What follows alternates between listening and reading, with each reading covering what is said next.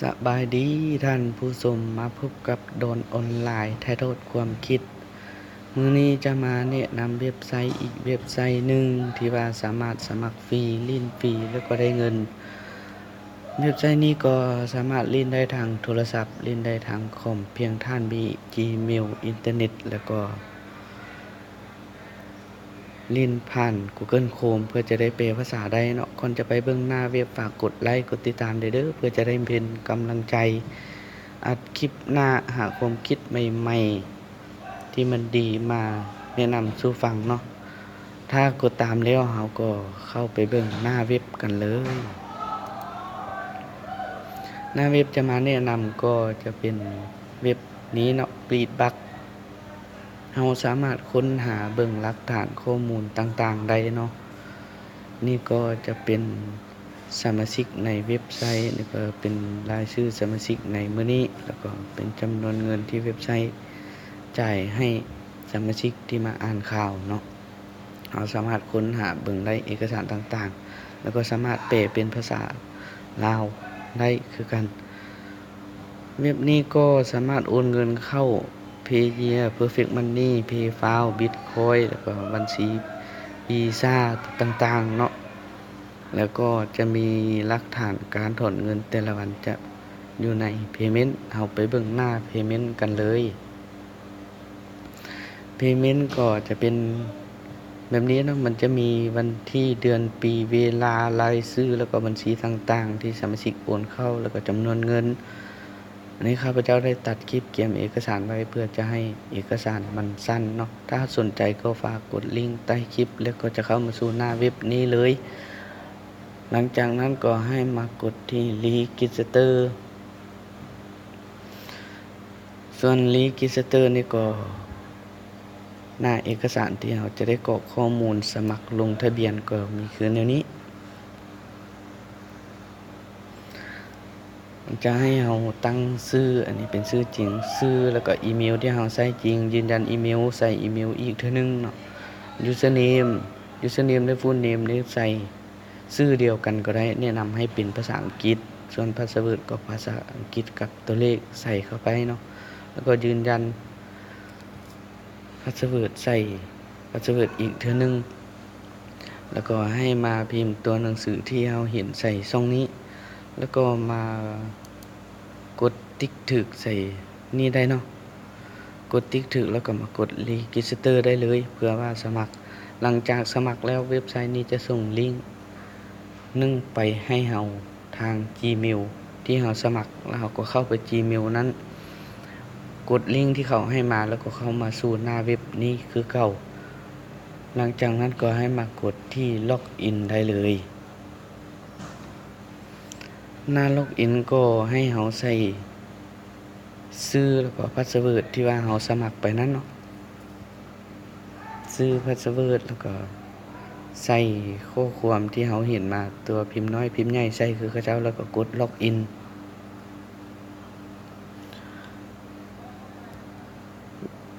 แล้วก็จะเข้ามาสู่เอกสารที่เราสมัครเนาะจะมีขึ้นอันนี้แอดมาแอดเข้าหรือว่าเอกสารของเราเองนี่ก็จะเป็นจำนวนเงินที่ว่าเราอ่านข่าวได้จากเว็บไซต์นี้อันนี้จะเป็นโบนัสเว็บไซต์ที่เขาให้มาเป็น$5เงินจำนวนนี้เราสามารถนำไปอัปเกรดบัญชีของเราได้ส่วนวิธีหาเงินก็ให้มากดที่ View Ad หรือว่าได้เงินกดที่ View Ad เนาะกดเข้าไปเลย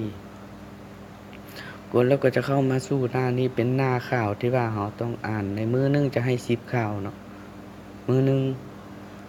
และวิธีอ่านข่าวของเราจะมากดส่วนใดก็ได้ในหัวข้อนี้อ่าน1ข่าวจะได้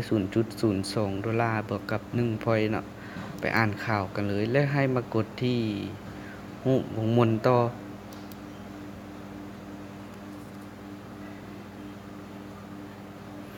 หลังจากกดแล้วก็ให้มาโหลดท่าเนาะโหลดท่าให้โหลดสีขาวนี้มันเต็มต้องขออภัยเนาะเพื่อว่าใช้เมาส์และมือเพราะว่าอัดคลิปในโทรศัพท์ ถ้าถามว่าเว็บไซต์นี้เหมาะสมกับไผเหมาะสมกับทุกคนเพราะว่าเด็กน้อยผู้ใหญ่อายุเกษียณส่ำใดสร้างเล่นโทรศัพท์สมัครได้แล้วก็เข้ามาเล่นเว็บไซต์นี้เพื่อว่าเป็นรายได้เสริมของเฮาได้เลยเนาะหลังจากนั้นเว็บไซต์นี้จะให้เฮาตอบคำถามของเขาเจ้าเนาะให้เลือกรูปภาพที่กลับหัวลง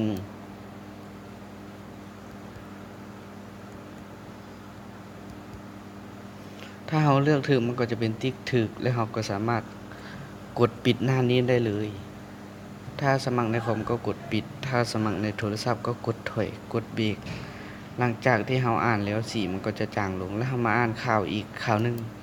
ลองอ่านเบิ่งมากดที่รูปวงมนแล้วก็มารอท่าให้โหลดสีขาวนี่มันเต็มเนาะเว็บนี้การหาเงินแม่นง่ายๆเพียงส่ำนี้เนาะถ้าเฮาสมัครเข้ามาแล้วเฮาสมัครฟรีลิ้นฟรีก็ได้เงินถึงว่าได้น้อยเฮาก็เป็นหารายได้เสริมเนาะเวลาใดเฮาว่างจากเวียกจากงานเฮาก็สามารถมาเข้าเว็บไซต์นี้แล้วก็หาเงินสะสมไว้อย่างน้อยเฮาก็สามารถลิ้นแล้วก็ถอนไว้เป็นค่าอินเทอร์เน็ตของเฮาประจำเดือนก็ได้เนาะให้มาเลือกรูปภาพที่ปิ้นหัวลงกลับหัวลงเนาะถ้าเฮาตอบบ่ถูกเฮาก็จะบ่ได้เงินจากข่าวนี้ในมื้อนี้กดแล้วเฮาก็สามารถปิดหน้านี้ได้เลยในนี้เฮาอ่านข่าวไปแล้ว2ข่าวเฮาจะมาเบิ่งว่าเอกสารของเฮามันจะมีเงินขึ้นหรือบ่นี่จะเป็นหน้าเอกสารเก่าที่บ่ทันได้รีเฟรชเนาะจำนวนเงินมันจะมี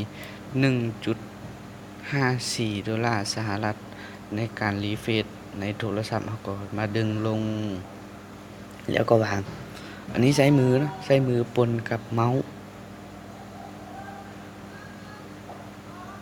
มันก็จะขึ้นแล้วเมื่อกี้ 1.54 ตอนนี้ขึ้น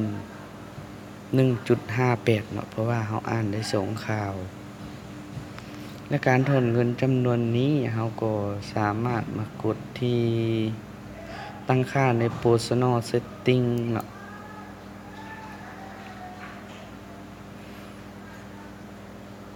ก็จะเข้ามาสู่หน้านี้ถ้ามีบัญชี PayPal เฮาก็กดใช้บัญชี PayPal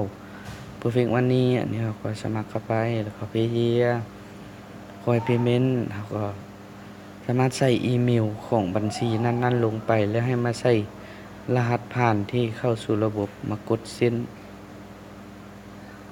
ก็ถือว่าเป็นอันสำเร็จหลังจากนั้นมากดที่ Withdraw เพื่อเราจะได้ถอนเงิน Withdraw นี่เนาะเว็บไซต์นี้ถอนขั้นต่ำจะมีอยู่2 ดอลลาร์เนาะ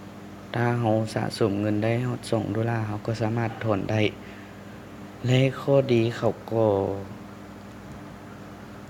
ให้เรามาเป็นแบนเนอร์หรือว่าลิงก์ที่เราสามารถ Copy แล้วเอาไปโพสต์ใน Facebook Instagram ที่เราเล่นเพื่อว่าให้คนอื่นเข้ามาสมัครร่วมสายงานกับเราเนาะจะเป็นลิงก์ที่เขาให้มาเราก็สามารถ Copy ได้เนาะ Copy ในส่วนนี้แล้วไปวางในโลกออนไลน์ที่ว่าเฮาเล่นบ่ว่าจะเป็น LINE Instagram Facebook มีคนสมัครเข้ามาอ่านข่าวเฮาก็ได้เงินจากเว็บไซต์นี้ส่วนข้อมูลเพิ่มเติมก็สามารถ